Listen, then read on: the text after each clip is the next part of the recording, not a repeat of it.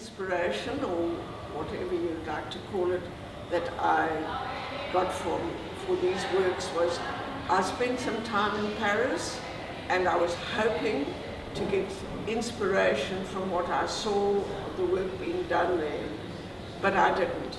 All I found was that I could not relate to the European art that was being done at the time, the end of the 1980s. And I found the work soulless. I came back to home. I was born here. I'm a white South African. And I just felt that this is my place. Here we're closer to earth, we're more emotional, we have animals, insects, wildlife around us all the time.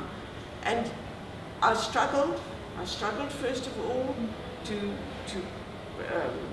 find my way to express it sculpturally. And my first one that I finally got the essence of what I wanted to say was Mantis Man, which you see behind me here.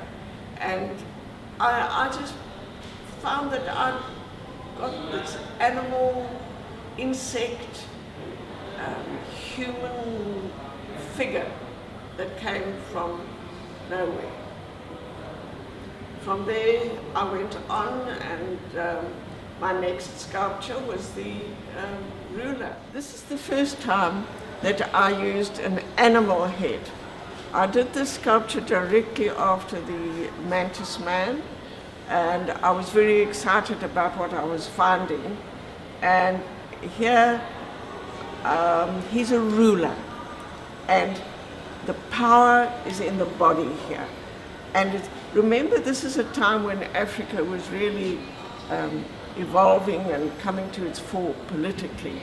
And I found this tremendous power, seated him on a chair, and then up here. But each time I put a human head, it didn't satisfy me.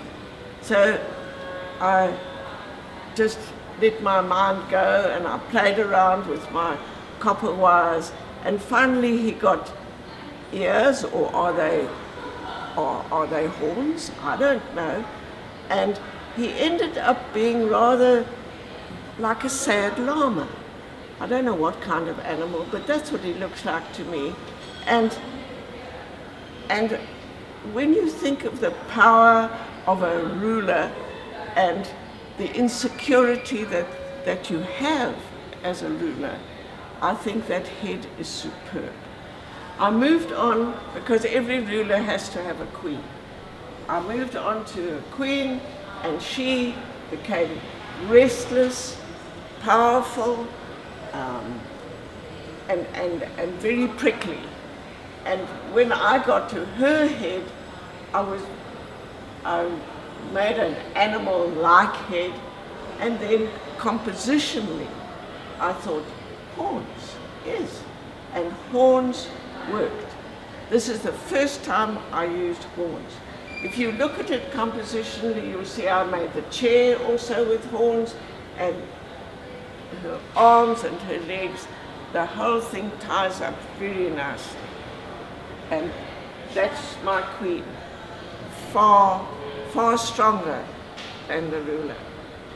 When I came back from Paris, and I struggled with my feelings and emotions about returning to South Africa and finding out that I really am an African and not a European, I first of all did a very realistic reclining figure, but it didn't satisfy me. I destroyed it. But then I thought to myself, open your mind, let the feelings that you feel come through. And I did. And I took my copper wire, which goes inside anything that you make as a sculpture. We call it an armature. And I played with it. I played with shapes. In my studio, I just played around with the shapes.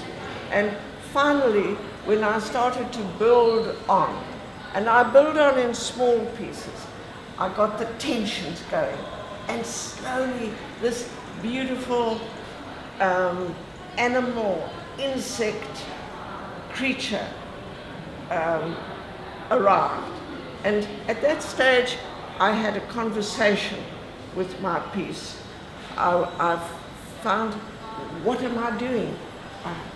And the sculptor spoke to me and said, no, this way, make a nice arch here, feel everything.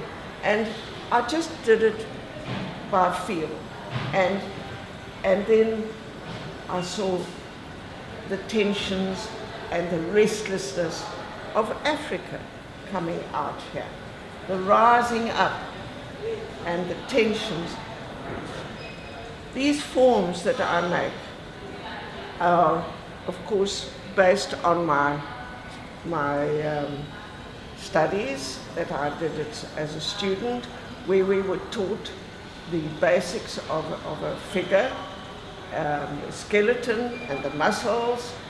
So I know where a knee is, and I know what the form should look like, and the high points, the tensions between the high points, and the way the bone shows. So I enjoyed this, and I felt it was successful, and it started me on a whole new journey. And I've heard it said that the best works are done when you don't think too much. I was playing with crete stone, and I made a lovely leg. And this section here, oh, I enjoyed it. I was just playing. I was relaxed. I was enjoying myself in my studio in peace and quiet, and I just made this beautiful leg. And I thought, oh, I can't waste this lovely leg. And I let my mind go, and I created, first of all, just the shoulder in the same type of bulky, muscular shoulder and chest. And then in my mind, I tied it up. Did it need a middle bit? No, I thought, no, that's going to overdo it. And then the neck. And then his head arrived. I enjoyed that with the beak and the horns. He's a mythical beast, a mythical African beast. And why not put him on a bench? Why not? This is the colonial part coming through, the bench. So there's my horned birdman on bench, and I loved it. Thank you.